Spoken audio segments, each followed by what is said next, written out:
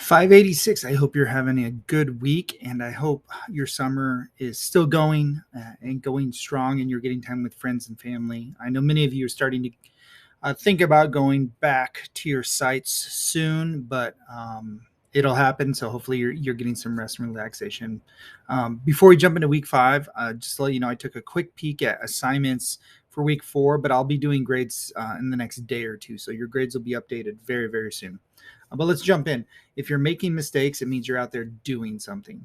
I love this quote because I make a lot of mistakes and I learn from them. And I hope you're in a situation where you have the freedom and you feel safe to make those mistakes. But I know as a system, education doesn't always do that. But I hope you are able to make that environment for your students because learning happens best when we make mistakes and learn from them. Um, as far as this week, it's really around collaborating, and you're going to learn what it's like to collaborate as students, which I know you do know how, but where your project this week is based off of doing it as a student and then also as a teacher. And there are a lot of resources, and so I'll go through that. Just to let you know, next week, week 6, I'll just scroll down to the bottom here. What's coming up? There's a little bit of content, a couple websites to review in general 6 with grant writing, but it's your group project and it's doing a grant proposal. The group assignments, if you just scroll down here, are right there on the announcement board, so you can scroll down and get those. So I just wanted to point that out. There's only one discussion question. There's a lot of resources around grant writing, so the bulk of your week and your time will be spent around that. You can see all the links here, but instead of going through it there, I'm going to pop over to week 5. Like I said, this week's all about collaboration, learning how students can do it with different tools. As you can see, there's not a ton of reading, but it's really a lot of links. And so the important book, this is a site that kind of goes, a Wikipedia site that kind of goes over what that is. And, VoiceThread, I opened up some of these links. Is a tool that I've not used, but I know it's like a lot of the tools. It's more than just screen capture. It's almost like Canva or Adobe Spark. So that's a tool you guys can use. Flipgrid is one that most districts can use. The district I'm in, we actually can't because they won't sign our privacy agreement. Jamboard is a really good one because most districts have our Google districts, so students can be on that at the same time. So that is a great resource as well.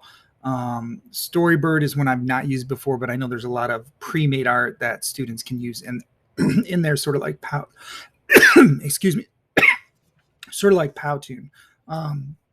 If your kids are blogging, KidBlog is a great one that's safe. You just don't want to open up like a blog spot or anything like that. But really, a lot of the links are down in this area. Screencasting has become so popular over the pandemic, and it's a really powerful tool. And there's a lot of different tools out there that you can use. I currently use WeVideo, actually, and you can see there's a little, Chrome add-on right there, extension right there, because you can do screen capture, but you can also do a lot of editing. But just to pop through a few, Loom is the one that's a circle. It's free. There's obviously pricing freemium models, but you can do most stuff that you need to do free. Screencast-O-Matic was one that I used prior to WeVideo. It actually has some tools that are a little bit better than WeVideo, and it does green screen dropout really, really well. It's just that it's not the most user-friendly. But I will tell you, if you're looking for a really powerful one where you can do pullouts and add text, and you can do blurring really well, it's really great for blurring. You can do picture-in-picture. It actually is really, really powerful.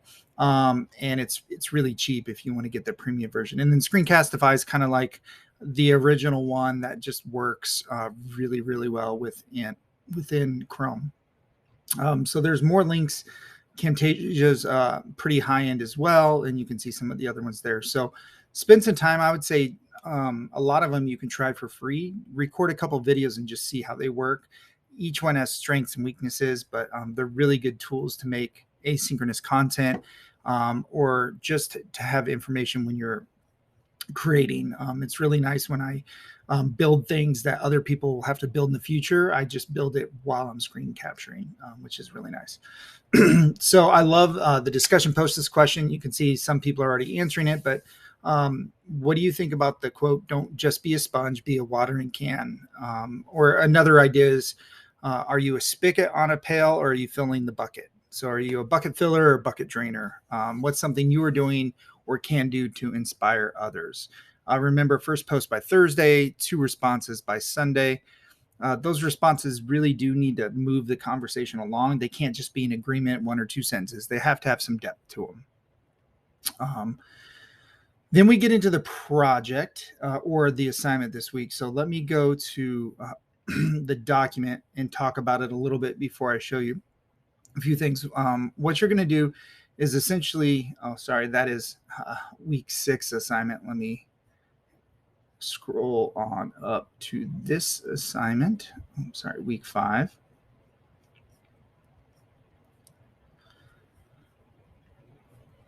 And so it's a project that you need to do, part of it from the student perspective and part of it from the teacher perspective. And from the student perspective, you're going to go to the 3 links that I had posted right here.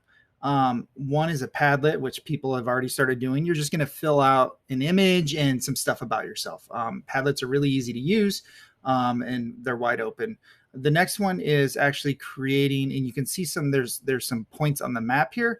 It's creating a spot that's important to you. Just showing how you can collaborate on Google Maps. And then the last one is Google Slides. Each person, you're just going to click and create a new slide, and you're going to start working on that slide. And you can see all the details within, area 1, 2, and 3 there. And then next, as the teacher's perspective, what you're going to do is you're going to create a project for your class that has a collaborative component. And so to earn full credit, you need to submit the following items. So this is important: project guidelines and a formal rubric, a student project, and then participate in the 3 activities above. So the rubric is here. I'm not going to spend too much time going over that because, as I've showed you guys every week, you're probably annoyed with me at this point. There's a specific video that goes into much, much more detail for each assignment, and this one's about 6 minutes long that really goes through all the details of that assignment. And so that is week 5. Like I said, a couple things just to point out. If we go back to the announcement board, next week is your group project. There's only 1 discussion question. And then I would say, if you have any questions on the assignment for this week, please let me know. You can either call, email, or text. I hope you have a great week, and we're definitely on the back half of 586.